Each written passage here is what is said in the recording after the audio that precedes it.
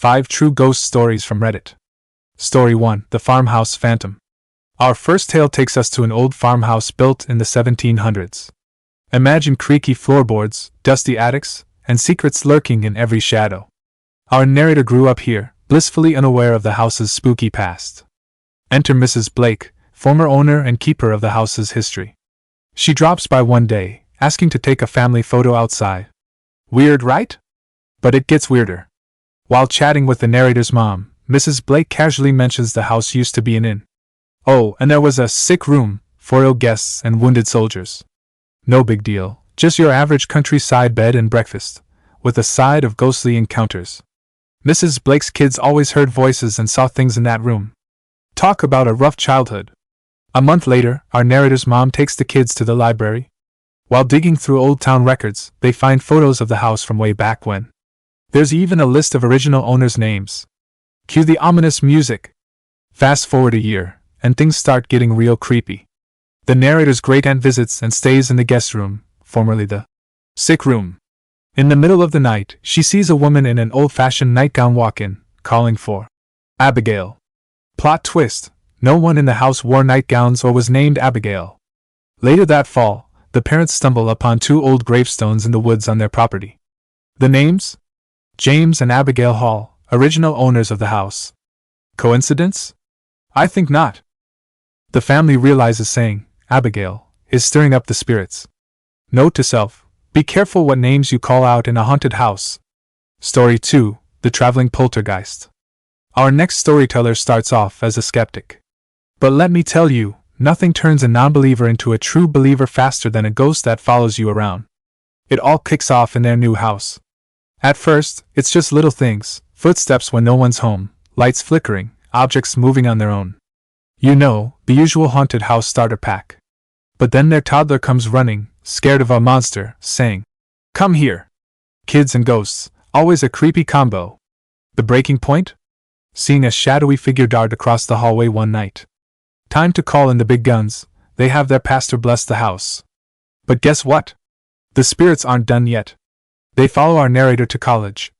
Picture this: you're sound asleep in your dorm room when suddenly, at 3 a.m., your computer starts blasting creepy music. Talk about a rude awakening.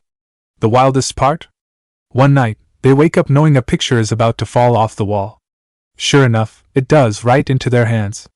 How's that for a sixth sense? But wait, there's more. This ghost is a real globetrotter.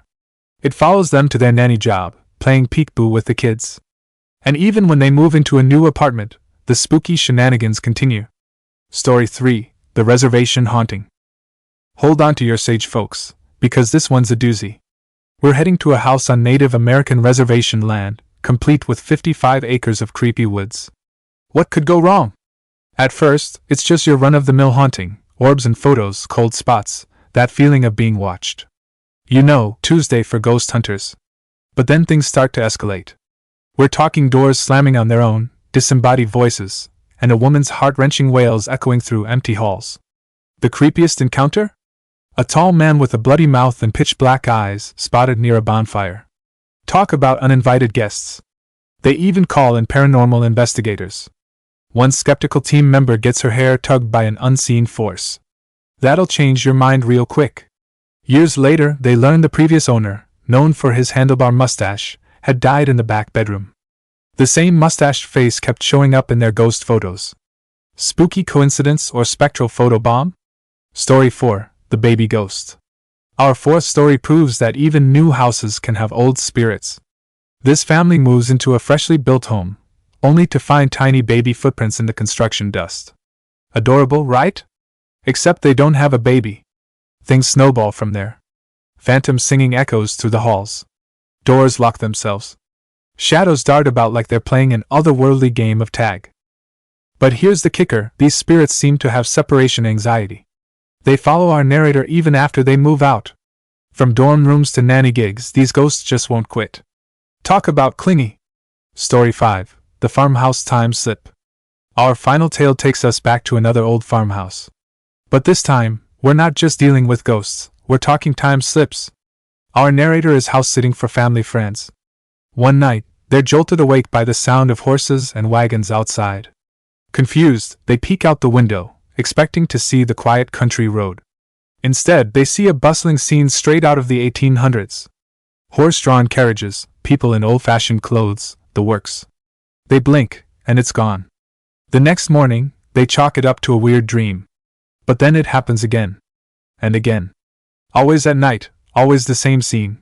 They dig into the house's history and discover it used to be a popular inn on a major trade route. The exact spot where they keep seeing the carriages? It was the old hitching post. But it gets weirder.